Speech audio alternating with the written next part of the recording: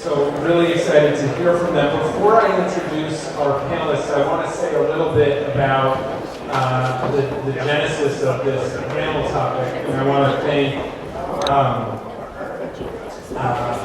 we had a kind of summit planning group that included David Clears and Sue Minter, and had a number of folks who rely on our great panelists and the work that they're doing, or who have worked with them in Vermont, who are like, you know who we should really hear from in terms of what's happening in other states and opportunities for states to continue leading amidst a really difficult federal environment.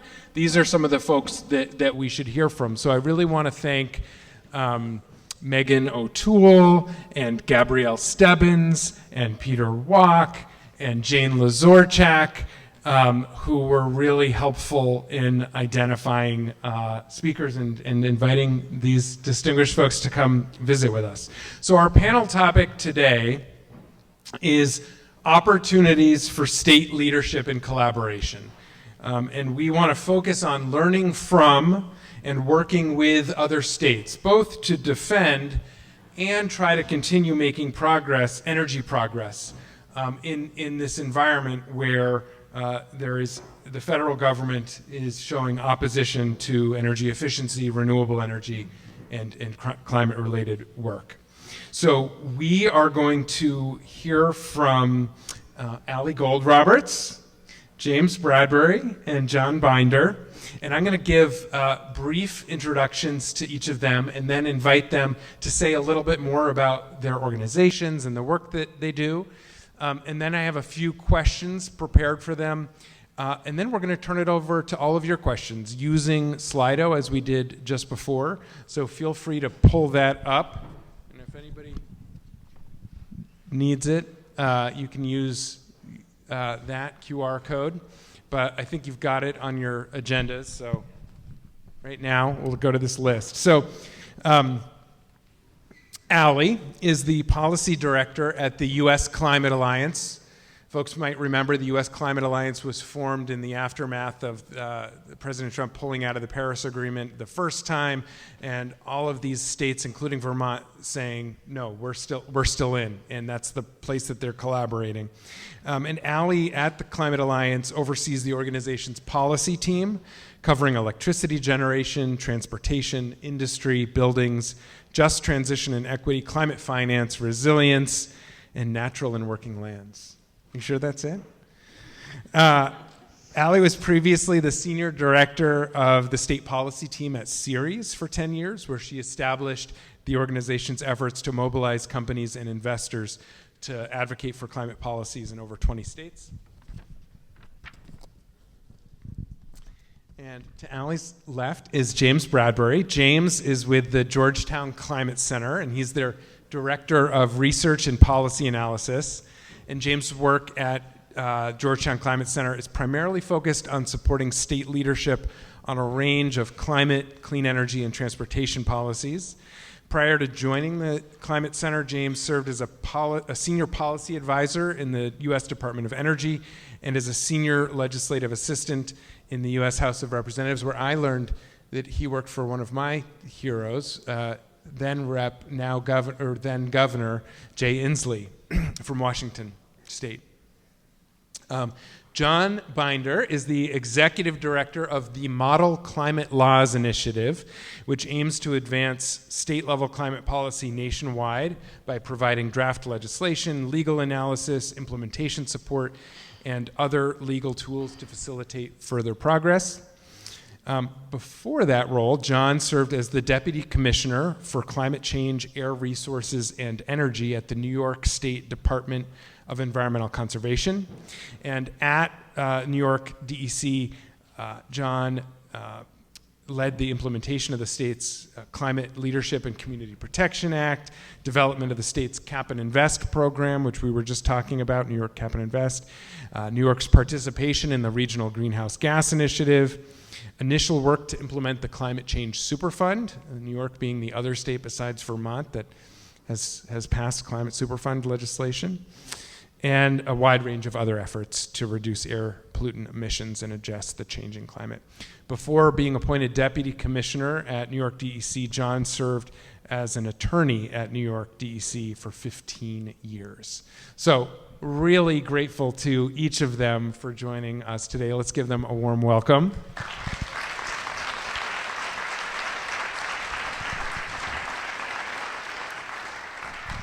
So Allie, let's start with you. And if you want to just tell us a little bit more about the work of the U.S. Climate Alliance and your work, feel free to use that or this one, whichever is more convenient. Great. Well, thank you. Thank you so much for having me. I live in Massachusetts, and I think I want to move to Vermont after 24 hours here. It is fabulous, and you all have been so warm in welcoming us. As Jared said, the Climate Alliance is a bipartisan coalition of 24 governors committed to advancing high-impact climate action.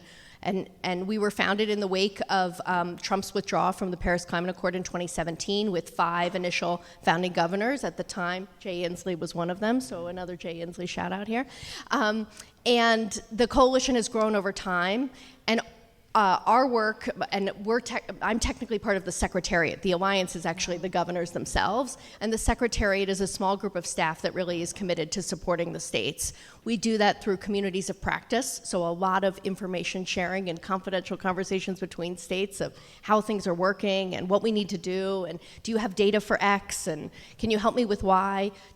We provide technical assistance to help states do stakeholder engagement, to do policy design, to do modeling, all kinds of things. So we get a lot of money back out into the states. We also support states through staff capacity grants and help fund positions within state government, so that we really have, ideally, people like Jane and others across all 24 states who can work together and collaborate.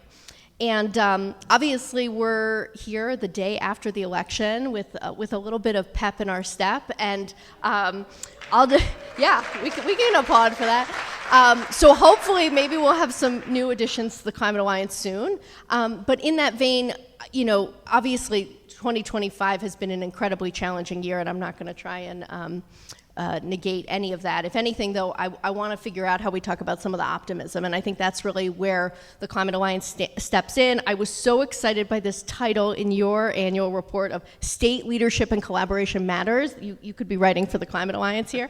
But we're really focused on collective action across our states. And just in September, we released our new data, and yesterday we released our annual report. I don't have a printed copy, and as beautiful as yours, but we released new data showing that our members have collectively reduced their net greenhouse gas emissions 24% below 2005 levels, while increasing their GDP collectively by 34%. So if we're going to talk about affordability and growth, we can show that you can reduce emissions and grow your economy. But also, our long-term progress in the Alliance has really been driven by the transition in the electricity sector. We've got a lot to do on transportation and buildings, and I know all 3 of us will certainly talk about that, and I know that that was much of your focus here. But also, in the face of incredible federal rollbacks, the Alliance has really stood strong, and I know we're going to talk a lot about the lawsuits and the collective action, but our states have truly been on the front lines of holding the line with this administration on clawbacks to federal funds, on threats to states' authority, on all kinds of challenges that, to be frank, are really unbelievably unprecedented and much different than the first Trump administration, that has made this work more challenging, but also more important for states to work collaboratively. So the other piece I wanted to mention is our annual report this year was really titled Pressing Forward, Governors' Enduring Fight for a Resilient and Sustainable Future. How the governors are continuing to hold the line, but also that we have collectively advanced 2,300 bold climate actions and innovative policies. We have a policy database where we keep all the climate action that our governors have taken, and of course that reflects a lot of the great work by legislators and advocates too. We know governors often are sometimes just the ones who sign the pen at the end, and other times they're the ones introducing and engaging. So it is truly a collective puzzle piece process. I'm going to try, Kara, and go back to your analogy. But hopefully that's helpful in understanding the Alliance, and excited to dig in. That's great. And James, if you want to use that mic, let's hear from you. So we serve as a resource to the folks we work with, largely in state governments, but we also work with local governments and federal partners, less so these days, but we still have those connections because there are so many important interconnections with energy and climate policy and law that run up and down the sort of different jurisdictions. And we work on both adaptation and climate mitigation, of course, as well. So what we do is technical, policy, legal analysis. We also do a lot of convening and really just facilitate the dialogue among states and with other levels of government and other stakeholders. I think as was suggested, I'm going to focus my remarks mostly on transportation today, just because that's an area that I've worked most on the last 8 years. I've been at the Climate Center. It's also, of course, the biggest source of emissions in Vermont, and I see it as a big opportunity area for emissions cuts going forward. So I'll just say a couple words up front of kind of framing some of the points I'll be returning to probably during this discussion. So the couple headwinds, as Jared suggested, in this current moment, navigating headwinds is a huge part of what we're dealing with, and one of the big ones, of course, is federal opposition to electric vehicles. The NHTSA and EPA have proposed rules to roll back vehicle emissions and efficiency standards. There, of course, was also Congress to pass the resolution to revoke EPA's waiver for California and other states, of course, to implement the Advanced Clean Cars 2 and Advanced Clean Trucks rule. And we'll see how those play out in the courts. The other big one, of course, is the electric vehicle incentives, which the so-called One Big Beautiful Bill rescinded, among lots of other tax incentives, but that, of course, was a big one for transportation. But I guess really importantly, there's still a lot that states can and must continue to do and still have very much the authority to do. It's largely, and I know you know this, an issue of resources, but you can still have incentives for the vehicles, the infrastructure, including e-bikes, which I'm particularly fond of, the infrastructure investments by agencies, which of course DOTs around the country, including VTrans, are now in the climate fight, helping in that sort of that charging infrastructure, and of course the public fleet electrification, whether transit buses, school buses, and so forth. I think we'll have to be a bit more targeted, right, and strategic. And it sounds like from Jared's presentation, I know that Vermont already does some targeting, but I think with better data maybe and getting creative, there are ways that we can try to get those lower income, and also people who drive the most. Maybe we can tailor incentives to get those folks into electric vehicles. I want to also just point out, in addition to the charging infrastructure, state DOTs have a broad purview, and the infrastructure that they build using federal funds, which continue to flow even in the midst of a government shutdown. Those are formula funds that come to states. States, of course, have their own state revenues and local revenues for transportation infrastructure. Those investments really matter. Those have an effect on emissions and VMT in particular, the vehicle miles traveled. And those resources can be used on charging infrastructure. There's a lot of flexibility within how those funds are used. It's really a question of priorities. The other big point I wanted to make is just data and information. And another headwind at the federal level is all the cuts to data and information. And I think Jared really stole my thunder, really hit this point hard at the beginning. But I'll come back to it because I think it is really important. And definitely salient in Vermont. I know you all are looking at emissions reporting and scaling that up. And of course, at the federal level, just in September, the EPA proposed to eliminate the reporting for major sources, just about all major sources of GHG emissions. So these are the kind of data that states rely on, and we need to be thinking about how to fill those gaps. And I know you guys are already thinking about that, and I know in the room based on the questions, so that's good. And yeah, I'll just quickly, another thing, I think this forum is great.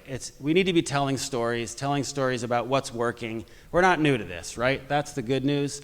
Unlike the first term, I think it was of the Trump administration, I think it was earlier days for climate action, but we've all got some chops and some experience, and we can learn a lot from other states. And and tell our stories, in which there's a lot of really compelling stories. And yeah, and check out our website and learn about the stories we're telling at Georgetown.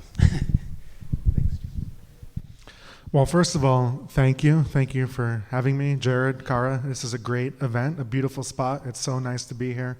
I'm from Albany, New York, and sort of like Ali, every time I cross the border into Vermont, I always feel sort of a welcoming feeling and beautiful place. So it's always nice to be here. So thanks.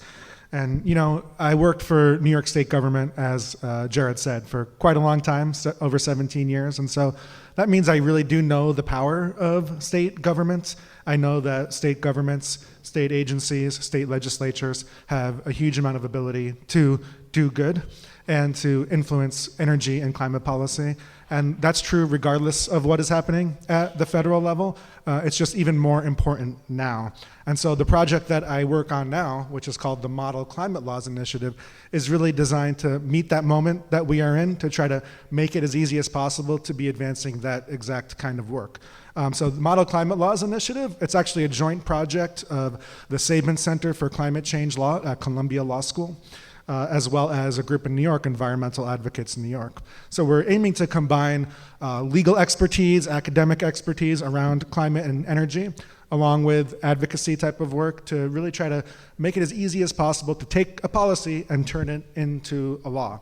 And you know, the reason why this is important, I think there's a few reasons why. One is the challenges that we have right now with the federal government. You know, yes, we were around this block before, but I think it's even harder this time around. We are seeing not just federal regulatory rollbacks and funding rollbacks, we are also seeing direct attacks on states like Vermont with the Climate Change Superfund and New York, right? So we are seeing direct legal attacks. And so part of what we are trying to do with the Model Climate Laws Initiative is really to make sure that we're both playing offense and defense. And I think we're going to be talking about this soon as a panel, but and that means offense in terms of filling gaps, making sure that we're passing more climate-related laws for transportation, for buildings, for everything, but also defense, because we have to be passing laws that can actually withstand challenge. And you know, we're used to, when we're passing laws, worrying about challenges from fossil fuel type of interests, but it is kind of new that the federal government itself is kind of directly going up against these laws. So that means at the drafting table, we want to make sure that the laws are actually thinking about these legal issues and are built to withstand those inevitable lawsuits from the federal government. The other thing that we want to be thinking about with the Model Climate Laws Initiative is implementation. You know, no offense to the wonderful legislators in the room, but too often I think laws get passed by a legislature and signed by a governor, and then sometimes people forget about the second half of the equation, which is the actual implementation by the agencies. I might be a little biased because obviously I worked for an agency for some time, but that is often where success or failure happens with a given policy. And so we want to be making sure that we're designing laws in a way that can actually be implemented. We want implementable laws that have the capacity for agencies to actually do their jobs. And we want to make sure that we are providing resources as much as possible along the way. We also know that legislators and legislative staff, if they have any, right, which you know you don't in this state, we want to make sure that you have as much capacity as possible. Legislative staff, if they exist, often have limited capacity and expertise, and so the purpose of my organization is really to help those lawmakers, not just in Vermont, but in any state across the country that are committed to enacting meaningful energy and climate policy. We want to make that as easy as possible. We have great ideas for policies all across the country, sometimes translating that into legislative text, translating that into laws that can withstand legal challenge and that can be implemented is a challenge, and that's where we come in with the Model Climate Laws Initiative. We already have a database of about 80 to 85 model pieces of legislation, templates, if you will, at both the state and local level. That's very much our focus, and we're building that constantly. And so we want to be here and sort of seen as a resource. And you know, these kind of convenings and these kinds of conversations are great. And I think, you know, the affordability theme is one that we're going to hear more about during this conversation. And, you know, I think the most critical thing is for us to define, as Jared was talking about, what does affordability actually mean? and how can we use the attention on affordability, the rightful attention on affordability, to ensure that we're advancing the policies and not only have affordability benefits, but also climate benefits and energy benefits and clean air benefits. So that's what we're going to be trying to do. But again, thanks for having me. It's great to be here, and yeah, this is such an important moment, but it's also an important moment for states to recognize that they have so much ability, again, to play that offense and defense. And please think about us, the Model Climate Laws Initiative, as a resource to help you along the way with that. So thanks. Thanks, John and James and Allie. As you can see, I think we're really lucky to have these folks and the resources they bring here with us in Vermont. And I think I want to pick up for the first question where you left off, John. When we were kind of preparing for this discussion, we talked about what states have been doing in response, either individually or collectively, to the kind of really deep opposition to energy efficiency, renewable energy, climate action that's coming from the federal government now is kind of fallen into two buckets. There's the defense and working to hold the line at the state level as much as possible.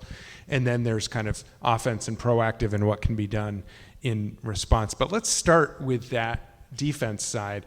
And what are some of you all seeing? All of you are working with multiple states. What are you seeing states do in reaction to federal actions in defense of energy affordability, energy efficiency, renewable energy?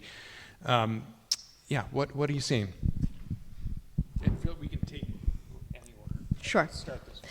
Yeah, I mean, first I would just say, when it comes to all the federal rollbacks, the states have led the way on the lawsuits, and the pressures that we have put on our attorneys general have been immense, and they have stepped up to the plate in partnership with also another great organization, the State Impact Center at NYU, that supports AGs. They're like the Climate Alliance, but for attorneys general.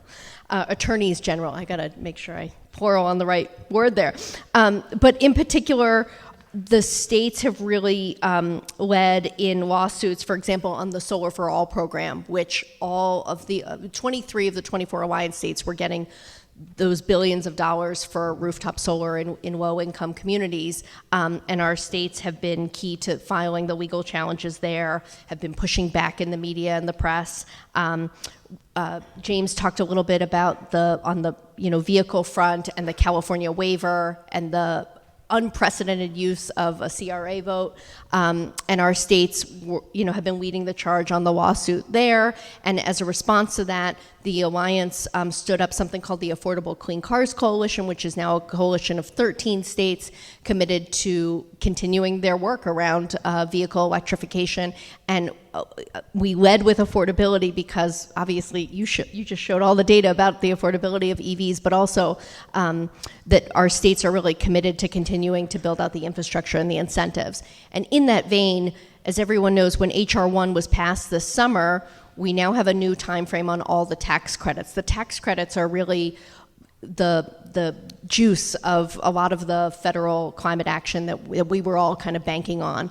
And we've been supporting our states on maximizing the tax credits while we have them. So many Alliance states have taken executive or commission or in some cases legislative action to speed up permitting, fast track solar and renewable and wind projects by the end of this year. We've seen a lot of states do big push on EVs, and we saw unprecedented sales in the third quarter of this year on EVs, and I'm really curious to see what Q4 will look like without those incentives. But I think we've been trying to figure out how do we take advantage of the tax credits while we still have them. And for example, direct pay is a resource that we have for schools and municipalities, for geothermal for another 10 years. That's a place where our states are eager to support their local communities on continuing to use those tax credits and go after the thermal network. So those are just some of the defensive actions. I will say that I think the first 6 months of the year, the defense was pretty time consuming for everybody. And it was hard to do a lot of the offense. And if you look at the kind of calendar of when climate policy and climate action happened this year, after 6 months you see like, okay, we could kind of take a breather and push forward. But there has been so much, and new tactics from the loss of federal funds, also the loss of agency staff who were managing grants, that have really required states to do a lot of information sharing of, between states. Hey, do you still have a grant officer, and where are you finding those resources? And so we've been, at the Alliance, we've been doing a lot on the rapid response federal support and tracking to support governors. Yeah, Allie, I feel like you covered it pretty well in terms of the defense side. I think there is this whole reaction happening, trying to make the most of what's left of the infrastructure law funding, spending down the National Electric Vehicle infrastructure dollars that kind of went on pause for a while, but as soon as those were available again, states have been, the DOTs we work with have been scrambling to obligate those funds as soon as possible so that they don't lose those precious dedicated infrastructure dollars. Tax incentives as well on the vehicles side. The vehicle incentives went away at the end of September, as I'm sure you know, but the charging infrastructure tax incentives go away on June 30th. So there's an ongoing scramble to, it's a short window, but I think hopefully an opportunity that folks are taking advantage of for those private investments. I think another thing states are thinking about, how to backfill. I alluded to this earlier on the data and information side. I think these are conversations I think still mostly going on behind the scenes, but it's, up until now, feds have been really an important and fairly reliable partner on data and information. And I pointed to one, the GHG reporting program being proposed to be rescinded, or big parts of it. And another example, the National Academies of Sciences, which is generally a very independent and important resource for research and analysis. Their Transportation Research Board, which is a really important hub, had become an important hub for feds and academic experts and state DOTs to talk about, all right, if we're planning for reducing emissions, what does that even look like? We've been planning for safety and other things, but not emissions. And so that forum's going away.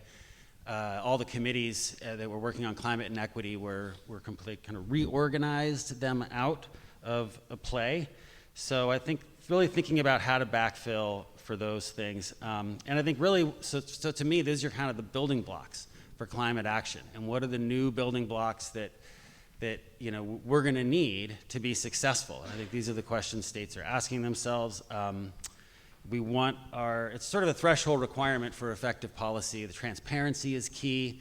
I really appreciate how much you hit on data at the beginning of this meeting today, Jared. I think that's really important. Something that we don't have great data on, and I don't think any graphs in your report. I combed through it, I could have missed it, but vehicle miles traveled.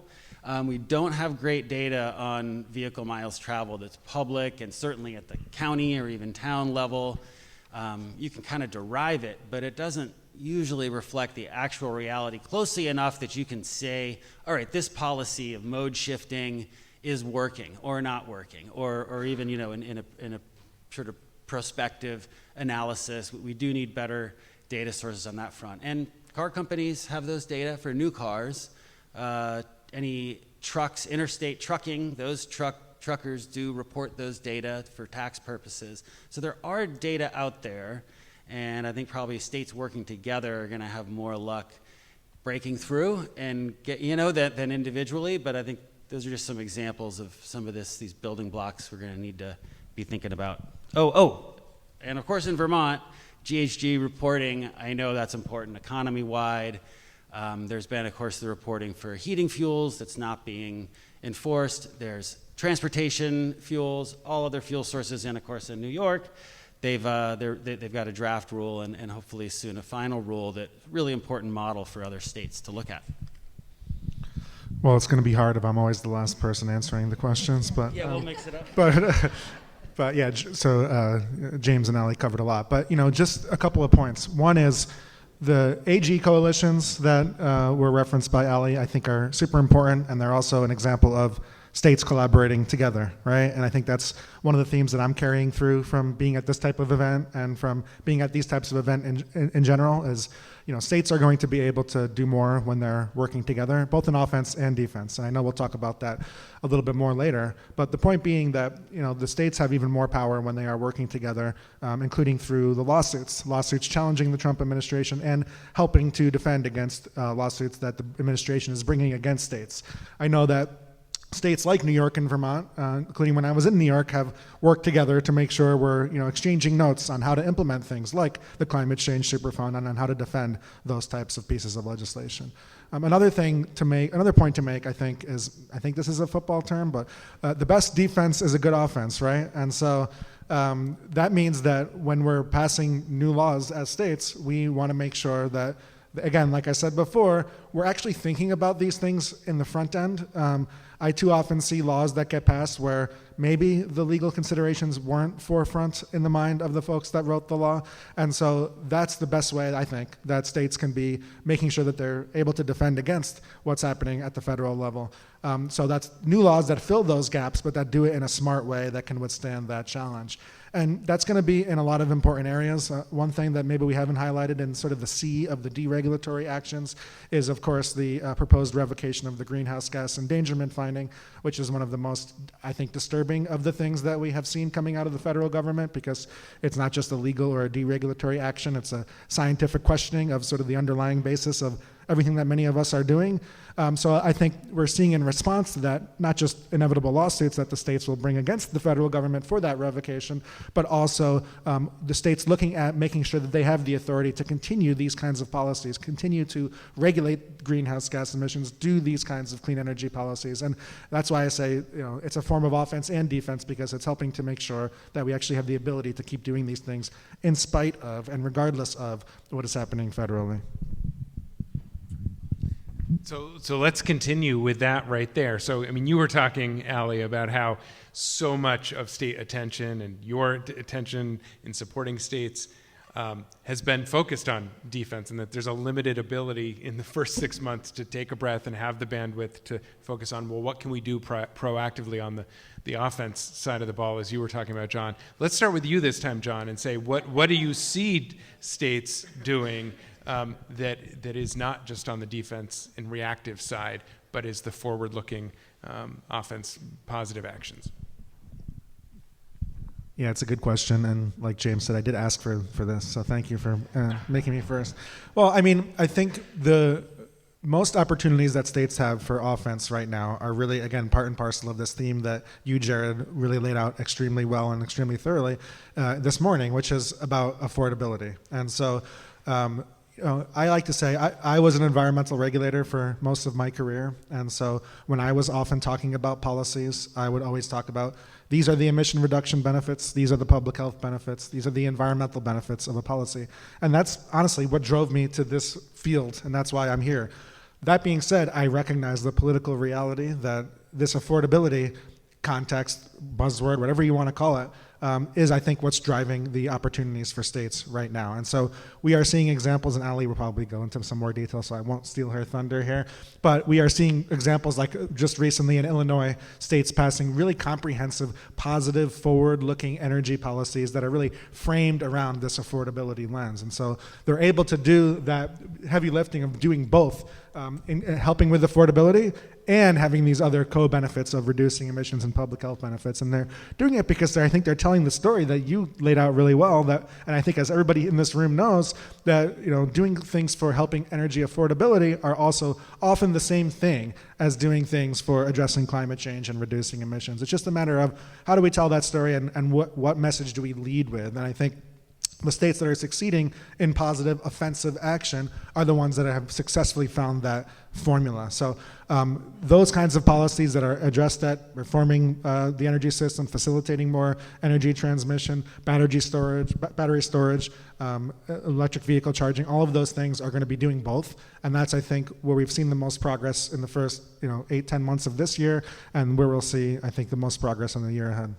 Let's go to Allie, and then we'll start with you on the next question. Well, I have so many so many positive things. I have a long list just to pump you all up. But I did want to just address a couple things. One, just on GHG reporting program, I did want to say that actually the Alliance states have been privately talking about how do they work together on gathering this data, and this is top of mind, and the AG's just submitted a fabulous letter about the GHG reporting program. So this is top of mind for the Alliance states, and I would be remiss if I didn't mention it because it is foundational, like endangerment. And I also, just on endangerment, would just say our Alliance governors did a letter as a group really outlining the importance of that foundational policy for climate action. So again, this is like the list of the reactionary stuff that we have felt like we need to weigh in on, and the list is very long. But when it comes to the proactive front, there have been a lot of good things, and I'm kind of amazed at actually how much we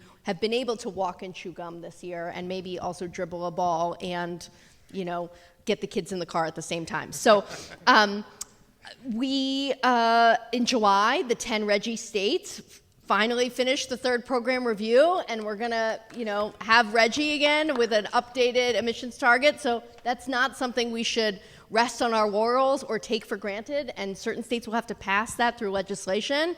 We've got to defend the existing stuff that we know works, so I would just make sure we give RGGI some love. Of course, California, also in the cap and trade space, they re-upped their cap and trade program to 2045. They expanded their wildfire fund, and they took steps to allow the state to join the Western electricity market, again in the vein of competition within the electricity space. They also passed legislation that will allow for more dense housing developments, up to 9 stories near transit hubs, so they're certainly tackling a lot of these issues. Colorado increased their point of sale EV rebates to essentially help fill the federal gap, which was pretty unprecedented. To be frank, I don't know if other states are going to be able to do that from a budgetary standpoint, but go Colorado. As John said, Illinois just literally Friday, passed the Clean and Reliable Grid Affordability Act. You see a theme of affordability coming through here. Creating new battery and geothermal incentives and a virtual power plant program. So now there are all these new requirements that are focused on electrification in homes. And they also committed to some rate freezes and some rate design impacts. Governor Kotek did an executive in Oregon. I realize you don't know. Governor Kotek in Oregon signed an executive order requiring agencies to fast track the permitting and siting of renewables. North Carolina, which is a tough state, right? You've got a very opposed legislature that actually also this year rolled back their climate program, their climate target. The governor issued an executive order establishing a new energy policy task force that's focused on stakeholder engagement with data centers, with manufacturers, with energy providers on what are some solutions around rate design and clean energy. And of course, here in Vermont, Governor Scott announced the state's resilience implementation strategy, and we've seen resilience and public safety really rise as a topic across our states in Arizona, in North Carolina, in Vermont, as we're seeing the increased impacts of climate really hitting people. And that is a big affordability component of disaster response. And of course, this is a place where we've had serious federal challenges with the FEMA funding and, again, increased burdens on states. So, these are just a few of the list. I would also just say, generally speaking, we're seeing a lot of enthusiasm on energy affordability and rate design. This was the topic in Virginia and New Jersey in their elections, and we saw that all play out. Massachusetts has introduced legislation on energy affordability, and they're looking at things like heat pump rate design. So how do we encourage the uptake of heat pumps, align with our climate goal, but also incentivize the behavior we want and lower rates? EV time of use, you showed these. So I think there's a lot of tools in our toolbox that states are eager to pull on. Yeah, I'm happy to do a couple other quick hits on, well, try to be quick, on state policies that I'm excited about. I think that, they're seizing opportunities that are important. One thing that, you may be aware that in the state of New York, the PSC recently authorized the utility ratepayer-funded infrastructure investments by National Grid to get the grid ready for medium-duty, heavy-duty truck charging along interstates. And that's this doesn't have to all be funded through taxpayer dollars or other sources. So this, of course, is an important role, and you got to lay the groundwork for this, right? This takes time to sort of make the case, get the data that you need. But I think this is something worthwhile for Vermont to look at. Vermont was actually part of the study, the DOE-funded study that National Grid was, at the heart of. And so I think there may be some interesting work done in New York PSC to build on there. Another thing I want to point to, and I've alluded to this earlier, mentioned earlier, that state DOTs have a fair amount of funding. I think in Vermont every year on transportation, it's about $750 million, maybe more, that go into transportation infrastructure and maintenance.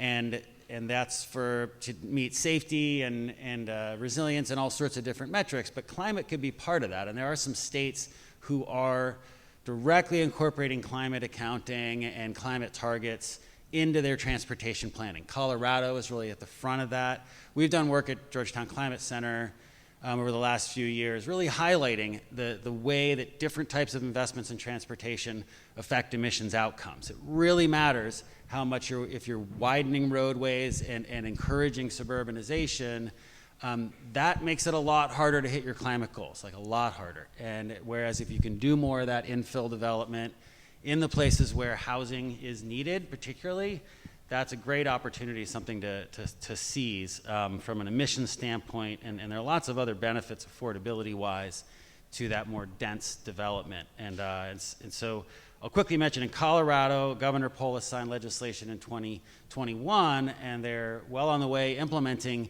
this rule, and that is where they actually are planning for hitting emission reduction targets based on their infrastructure investments, and that includes the rural parts of the state. So even, I know in Vermont this might seem a little bit far-flung or sort of out of your lane, but I would beg to differ.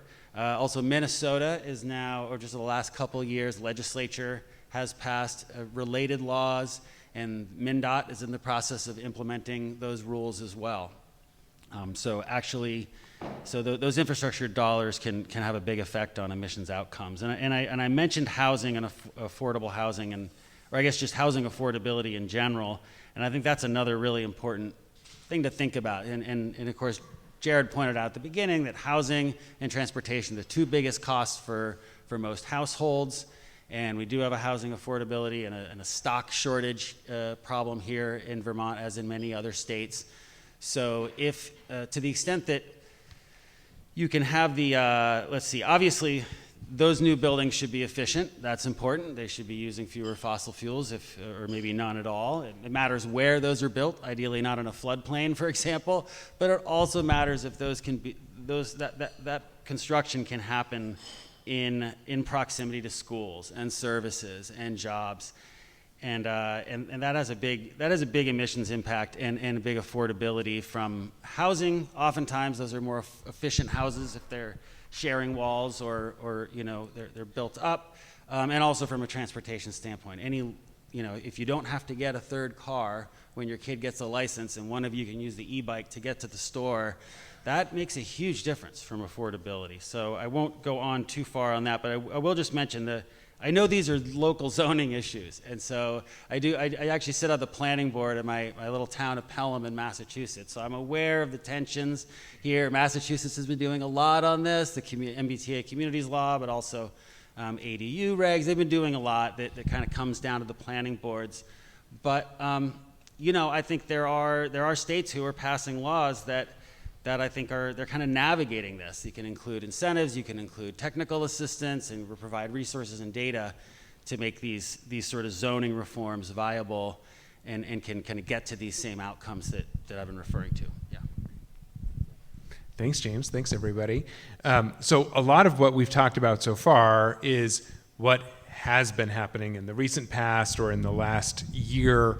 But as you look ahead, into 2026 and beyond, you're also having conversations with states about what they're thinking about, what they're prioritizing, and not asking you to share any information that's not ready to be shared. But as you look ahead with states, what are some of the greatest opportunities for advancement or proactive momentum that you are seeing in the coming year or two? We can start with you if you want, Allie, or James. James, you want to go first? I didn't completely finish the thought on housing, and I want to point out the states where they're doing these reforms. There's Colorado, Montana, Washington State, I think you mentioned, it's more transit-oriented development, Minnesota, New York. A lot of states are passing these state laws, and Massachusetts to the south is wrestling with a lot of the implementation issues. And so I think that's just such an important affordability nexus that I think it's really important for states to be thinking about more. And these housing shortages and affordability issues, I think, are not going away. So I think those are really important. I think another thing that we've been working on a lot at Georgetown, and this is also sort of a longer term thing, only a couple states, I mentioned Colorado and Minnesota, are planning infrastructure investments for emissions reductions. And I also alluded to earlier that they don't necessarily have the tools or the wherewithal to do that entirely. Transportation Research Board is out of the picture. So that's something I think it's going to take time to kind of build the tools, build the resources, build the skills to do that well, and do that ideally in a standardized way so that the DOTs, when they start to implement these sort of rules or these sort of policies, can do it with confidence. And they know that, most DOTs are staffed with engineers. They want to make sure that the investments or the planning they're doing are consistent with achieving the targets or goals that are laid out in law or in their strategic plans. And there's no reason that climate shouldn't be part of that. And it's going to be a longer term effort, but I think we need to be investing early and often in kind of building the capacity of the states to do that well. I'll make a quick plug for work that we've been doing at Georgetown. We heard from our state partners and who we work with that they didn't have the tools to do this, so we built a tool that'll be public in the coming weeks called TCART. That's for the acronym, but it's a carbon reduction tool. And it'll be helpful for states and kind of at the planning stage, and kind of screening which projects will help, which projects will hurt. But it'll be public too, so stakeholders, folks can look at it and think about how these big capital plans and all of the investments might affect emissions outcomes. And so I think that's a sort of longer term thing I'm very hopeful for, and I think there's good reasons for optimism in my opinion. Well, so, we talked about how affordability is a big theme that's animating states for good reason. I think another one is reliability. Lots of conversations around the reliability of the electricity grid or of the gas system in different states. And what I think that presents for us is an opportunity to be advancing policies that are aimed at ensuring reliability, but also doing it in a way that makes sure that we're reducing emissions and increasing efficiency and so forth. So one example that maybe doesn't have as much relevance here in Vermont is around data centers. And so lots of concern around really big data centers often used for artificial intelligence and the amount of energy load that they are taking on from the grid. And really other kinds of, and just the changing grid as we do electrify our houses and our cars. And so I think that presents opportunities for states to be doing things that address reliability in a smart way and that do it in an affordable manner. The Illinois example is perhaps one of those, but lots of things around battery storage, lots of things around other kinds of zero emissions technologies, lots of things around virtual power plants. I think those are the areas that we are going to see the most forward progress in the near future, and where we really have the most opportunity politically and sort of environmentally to make some real progress. Another one, other than reliability, is resilience. I think policies that are characterized as being increasing resilience to the climate change that we're all experiencing have more political salience right now. Sometimes it just comes down to the language that we use. If we talk about things as being, disaster preparedness or extreme weather preparedness, certainly in Vermont, you're all no stranger to that. You've experienced that recently. And other states, it's the same thing, unfortunately. And so that, I think, gives us some ability to make progress in different states where maybe we wouldn't have thought we could make so-called climate change progress, but we can make resilience progress. And that does have a tie-in to energy as well, since we want to make sure the overall energy system is more resilient. So those are just two kind of broad categories that I think there's a lot of potential for progress politically and otherwise. Well, John hit two of mine.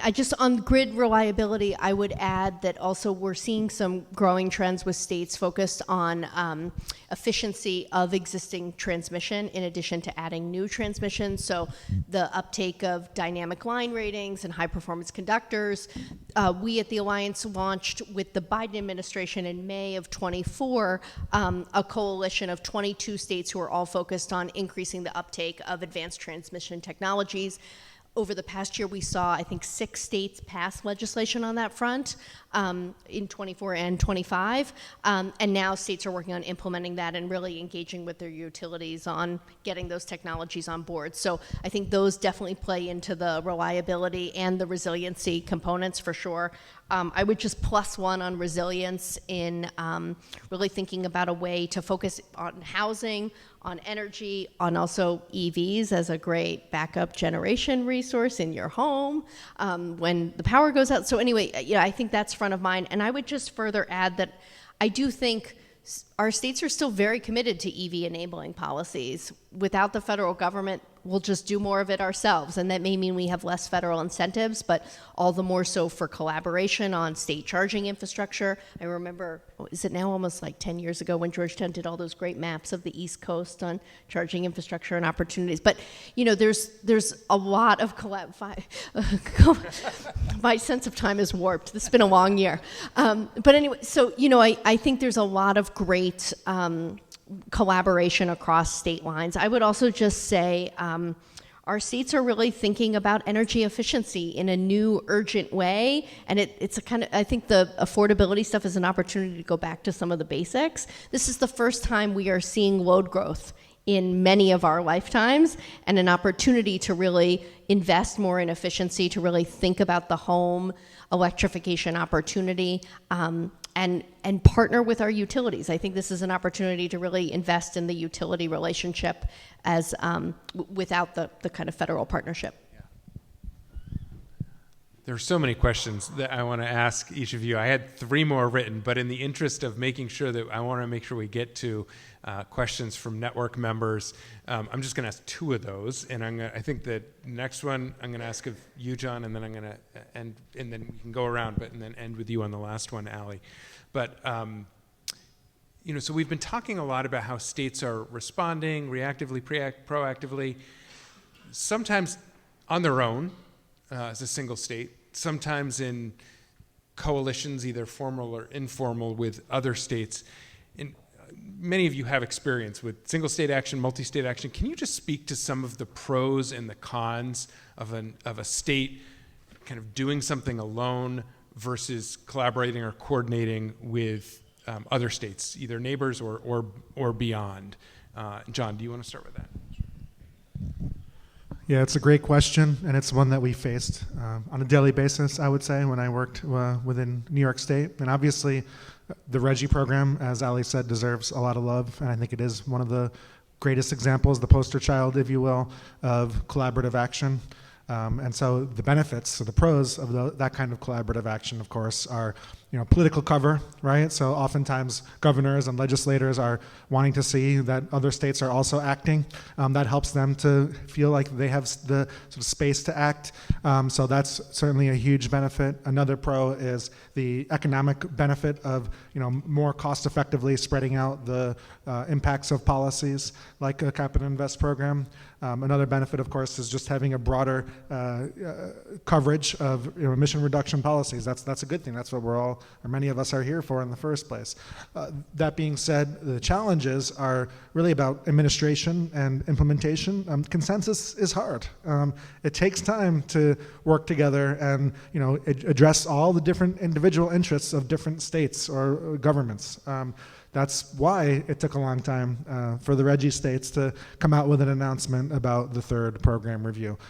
Every state, Vermont, New York, and others in RGGI and beyond have their own political landscape, legal landscape. They have their own interests that they are having to address. And so we might call those parochial interests, but they are also valid because the conditions are different for each state. So I think that's part of the challenge, is just making sure that we can still make progress. Obviously, I was also working on the New York Cap and Invest program, which was going to be, at the start, I would say, an individual New York State only program, but ideally was eventually going to grow to include other states, potentially like Vermont, that would also have had a Cap and Invest program. So that's another option to kind of get the best of both worlds and sort of get those benefits while also addressing those costs, is to kind of do it in a piecemeal fashion, make sure that when states are passing laws, they are doing it in a way that can accommodate other states in the future when they do have that moment that they can act.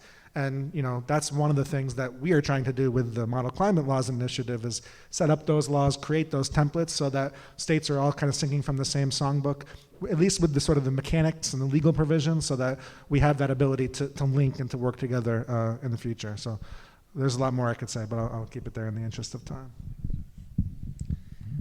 John covered a lot of the key points I think I would raise as well. One thing I would mention, like politically, one of the challenges, consensus is definitely one of them, and that's oftentimes the politics are a little bit different, and you need that executive leadership. And so if one executive leader has a different way of communicating these issues to their constituents, that can be, the press can often misinterpret that. So I think that kind of goes to the complexity and nuance is not your friend in the sort of soundbite world and the kind of the information environment that we're operating in. So that can make it difficult to get something off the ground. I can say from some experience on that with TCI. But I'll say, in the case of RGGI, once that is in place, once those systems are in place, there's a durability that seems to be really compelling and impressive. I mean, New Jersey left at the beginning of the Christie administration, and then Governor Christie left, and boom, New Jersey was right back in. And it's an existing framework. It makes it a lot easier to jump in, as we've seen with other states joining or semi-joining, like Virginia. So yeah, I think I would they're going to come in. Yeah, it's just been a murky couple of years. Yeah, yeah, that's right, after yesterday.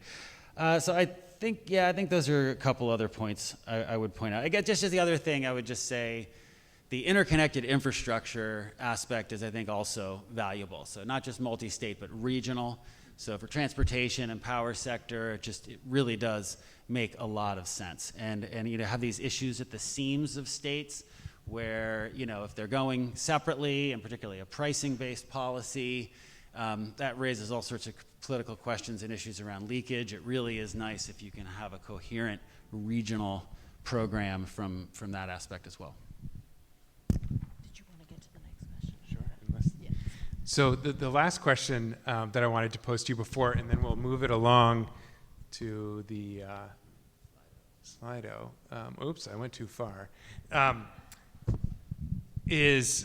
And just so our panelists know, if you can see the screen, these are the questions that are coming in. So this is what I'll be drawing from. And if you haven't put in your question, put it in. If you want to upvote other questions, go for it, because this is the last one I have prepared that I'll ask, which is, so you all are working with states across the country. You're seeing what different things work. What recommendations do you have for all of us gathered here about the roles that we can play, how we can be helpful in working to help keep Vermont making state-level progress, or working with partners? What are you seeing are the approaches that work, and what advice do you have for us?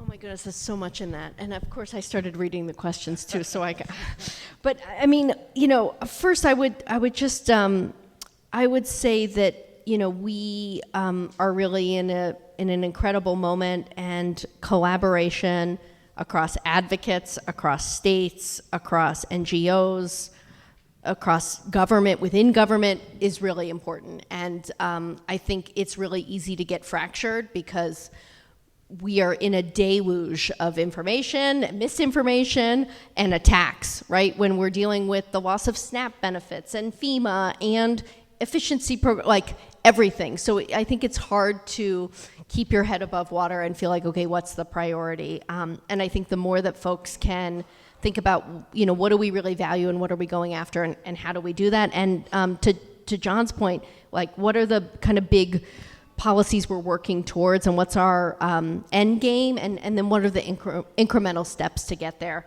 I would just add that, consensus is really hard, but it also means that we can bring more people along. And as a completely consensus-based organization, I live and breathe this every day, and we also have a lot of, subgroups or opt-in opportunities. So we do certain things across the alliance, like our commitment to quadruple the uptake of heat pumps by 2030. That's across the whole alliance. But our modern grid deployment initiative, it's 22 states who opted in. On affordable clean cars, it's 13 states who've opted in. So to John's point, sometimes you start with who's ready, who's got the political, and you create the space, and then other people join when that moment is ripe. And I think we need bold leadership. We need folks who are willing to go out on a limb and try something and prove that it works, and then bring other people along. And ideally, we can hold hands and do it together. And sometimes it's not everybody, it's a few folks, but I think kind of assessing the opportunities and figuring out, is this an opportunity for multi-state, everybody, a subgroup, regional, what have you, and really taking in those local dynamics into account. I would just also say for advocates and partners, that I think this is a really great opportunity to think beyond climate. And I know Governor Scott has really led with affordability since he was elected. That's been a priority for him, and I think other governors are catching up in some respects on that. But housing or resilience, pick the other things that really appeal to voters or a community and lead with that, and the climate co-benefits come along, like you've talked about on transportation investment. And I think that's where we meet people where they are and really integrate this work in a way that kind of affects everybody's lives. I would also just say that the communications is really important, and we as a movement are not so good at it. I was talking with David yesterday about virtual power plants. Is that not the worst name for like a program? The idea of a power plant maybe floating around in your house. I mean, like, try and explain that. Yeah, like, or a virtual reality. I mean, like, I was like, okay, my husband is a teacher and he's my barometer, and he does not teach science, he teaches history, and he's like, what are you talking about? Can you explain this to me? Or my kids are a great barometer of explaining why I do what I do. So, I think we've got to get to the basics, and that's why I think efficiency and weatherization, certain stuff that we know really works, it's a good time to go back to some of that and say, how can we be doing more in this moment?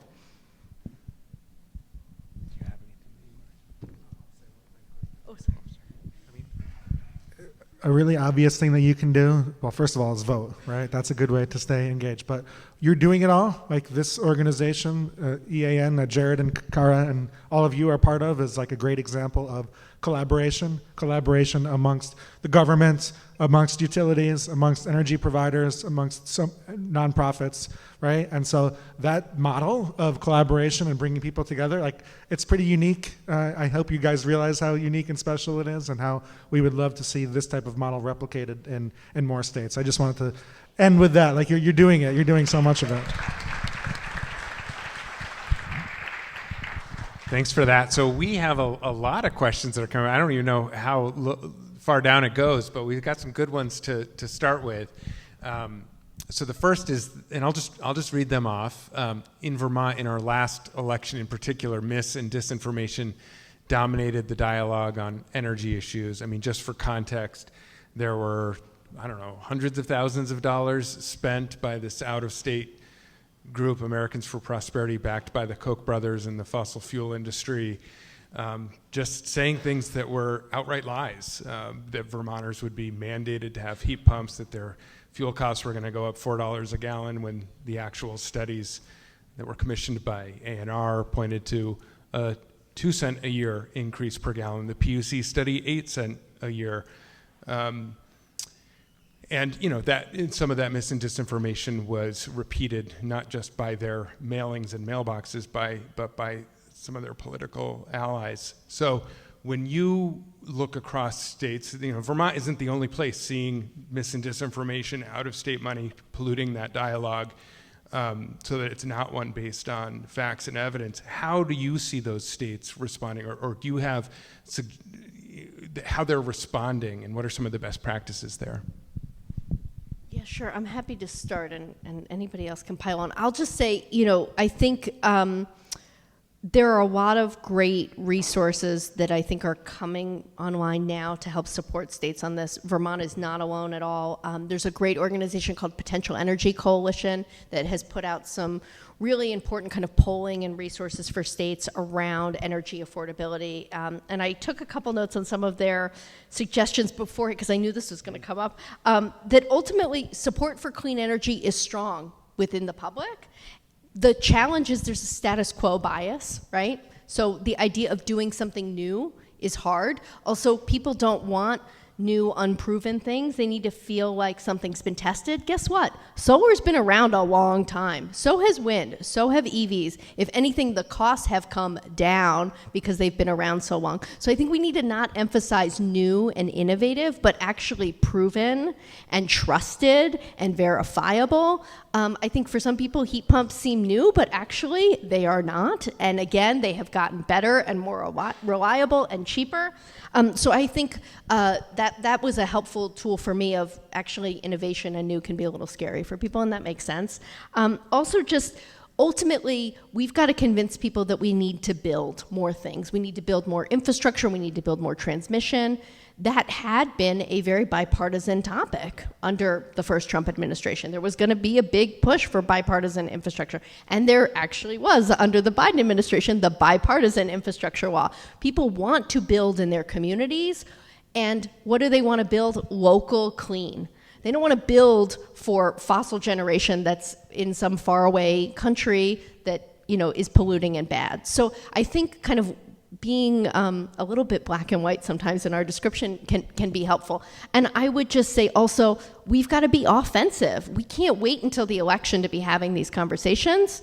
And unfortunately, campaigning starts earlier and earlier every year, but it doesn't even have to be about a campaign. It's just about really how we communicate our existing programs, our existing resources, in a way that really is demonstrating benefits for people like you talked about it at the beginning.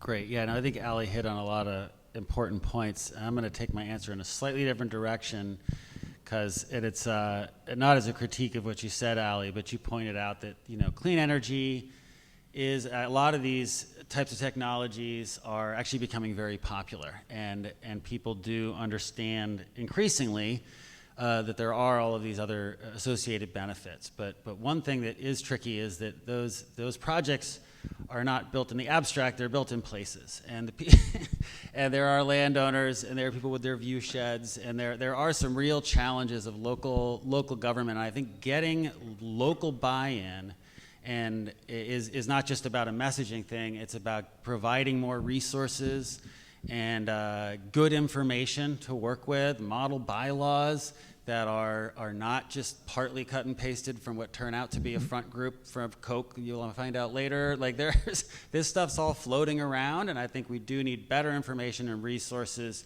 and appreciation for the hard work of the volunteer local governments, and I know throughout this state and lots of other states. So I'll just make a plug for that. I think that's really important for progress. And we've learned, of course, with implementation of all the legislation and federal incentives that came down in the last few years, that is one of the big barriers, sort of getting over the energy siting. And actually, I'll make a quick plug also that Georgetown Climate Center just this week published a number of papers on bylaws, different ordinances. We're not getting into models per se, but around mitigation and adaptation, including for energy and transportation. And so you can check those out. 3 really quick points. One, simplify our messaging, right? We've been talking about that. We should talk about clean air and clean energy, not all these other complicated things that many of us fall into the trap of talking about. Two is like we need to devote more resources to the messaging around this. I think the fossil fuel interests and all those interests that you're talking about that have done this, they have so much more financial resources that they're putting into this, and those of us that are trying to advance this kind of work have not responded in kind, and we need to do that. And then lastly, getting out the actual information, and so things like this annual report that do an amazing job of getting complicated information and nice graphs and infographics. We need more of that. So those are 3 quick things. You didn't ask us to do that. I did not ask for that. But thank you. Oh my gosh, this is great. Did someone get a picture of that? So I think we have time for 1.5 more questions, because the first one up there I think is like a 1-word answer that can be very quickly taken by you, Allie. So the first question up there, which we'll give to you, is how many of the Climate Alliance states have Republican governors? And then after you answer that, because I believe it's very quick, let's get to this question for the full panel, and then we'll end with going to lunch after. But are there any policy ideas to promote state-to-state cooperation for financing clean energy initiatives, e.g. green banks, private or public partnerships, et cetera? Yes, so the Climate Alliance currently has 1 Republican governor. I think you all can guess who it is, and 23 Democrats. That being said, it has changed and evolved over time. So we had Governor Hogan of Maryland and Governor Baker of Massachusetts. So the alliance changes as elections change, and alliance governors have to be invited into the coalition, and they have to accept, and it's a delicate dance, but yeah. And we would obviously welcome other governors who are interested. And on the state-to-state cooperation on financing, we have a climate finance work group, work stream, at the Alliance. It was previously very focused on the Inflation Reduction Act and the bipartisan infrastructure law and helping support our states in capturing federal funds. And now we've really kind of pivoted to how do we help states use existing funds that they have or the limited federal dollars that they have and make the most of them. And almost all the alliance states have green banks in some form or fashion, but we've really supported our states in some of the model policies here around, for example, Massachusetts did bridge loan financing, so the state used a small amount of funds to help municipalities who wanted to use direct pay to finance clean energy projects. The state would do some upfront funding, and when the municipality got their tax money back, they would pay the state back, and then we would revolve, and so the state could be kind of a front to help those municipalities make those initial investments, because I think you've certainly highlighted in the report about all the upfront costs and that being a barrier, but then there is a payback and you get that money back, so the tax credits are an important tool in that toolbox. We've seen also just revolving loan funds. Also, Massachusetts has a private partnership with a foundation who's helping fund some workforce development work and fronting some resources for folks to get into the climate-ready workforce space, and then once they've earned a certain salary and bracket, then kind of paying back. So again, a lot of these resources often require some initial seed funding, but this is ripe and top of mind for our states, and there's a lot of great information sharing. There's now the GB50, which is the coalition of green banks across the US that we're collaborating and working with, but I think this will be a growing area of work across the states. But I don't know if, John, you have anything in the model policies on this? I don't want to add to this one because that was pretty comprehensive, but I will quickly take an indulgence here and respond to the third question on the list because I can't help myself. The question is about how important it is for governors to actively work towards goals for implementation. The answer is it's extremely important, as I said in the beginning, right? The success of laws is often based on whether or not and how the agencies, the executive branch, have actually implemented those laws, and often that is based on the governor remaining a leader and sort of remaining committed to those targets. And so we've seen examples of that on both ends, and so I think it's incumbent on all of us to make sure that the executive branch stays engaged and stays committed to achieving those goals. But it's a great question, and it's one I feel very acutely, so thanks for asking it. I'll just add appointments of agency heads. Super important thing that governors do. So and for all the reasons that John just said.